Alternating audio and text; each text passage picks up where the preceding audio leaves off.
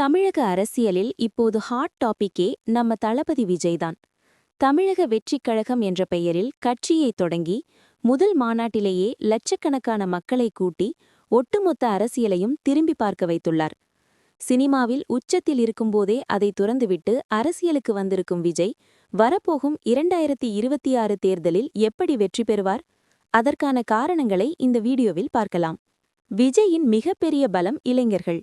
இன்று தமிழ்நாட்டில் இருக்கும் கோடிக்கணக்கான முதல்முறை வாக்காளர்களும் இளைஞர்களும் ஒரு மாற்றத்தை எதிர்பார்க்கிறார்கள். சினிமாவில் ஒரு ரோல் மாடலாக இருந்த விஜய் இப்போது அரசியலிலும் ஒரு மாற்றத்தை கொண்டு வருவார் என அவர்கள் நம்புகிறார்கள். குறிப்பாக கல்வி மற்றும் வேலைவாய்ப்பு குறித்த விஜயின் முன்னெடுப்புகள் இளைஞர்களை அவர் பக்கம் ஈர்த்து வருகிறது. இந்த யூத் பவர் தேர்தலில் மிகப்பெரிய திருப்புமுனையை ஏற்படுத்தும். விஜய் இன்று நேற்று அரசியலுக்கு வரவில்லை.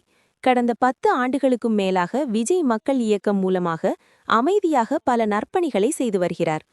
ஊரூராக பயிலகங்கள், விலையில்லா விருந்தகம், இரத்த தானம் என அடிமட்டத்தில் மக்கள் சேவையை செய்து மக்களுடன் மக்களாக தொடர்பில் இருக்கிறார்.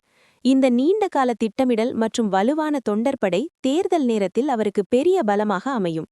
திராவிட அரசியலுக்கு ஒரு வலுவான மாற்றாக தன்னை விஜய் முன்வைக்கிறார். ஊழலற்ற நிர்வாகம், மதசார்பற்ற கொள்கை என அவர் பேசும் விஷயங்கள் நடுத்தரவர்க மக்களிடையே வரவேற்பை பெற்றுள்ளது.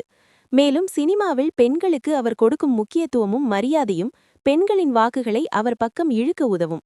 எங்க வீட்டு பிள்ளை என்ற பிம்பம் விஜய்க்கு பெரிய பிளஸ் பாயிண்ட். சினிமா வேறு அரசியல் வேறு என்பது தெரிந்தாலும் விஜயின் நேர்மையும் உழைப்பும் அவரை ஒரு சிறந்த தலைவராக மாற்றும் என ரசிகர்கள் நம்புகிறார்கள். 2026 தேர்தல் களம் சூடாக இருக்கிறது. அதில் தளபதி விஜயின் வெற்றி வாய்ப்பு மிக பிரகாசமாகவே தெரிகிறது. நீங்கள் என்ன நினைக்கிறீர்கள்? விஜய் முதல்வராக வருவாரா? உங்கள் கருத்தை கமெண்ட் பண்ணுங்க. இந்த வீடியோ பிடித்திருந்தா லைக் பண்ணுங்க, ஷேர் பண்ணுங்க.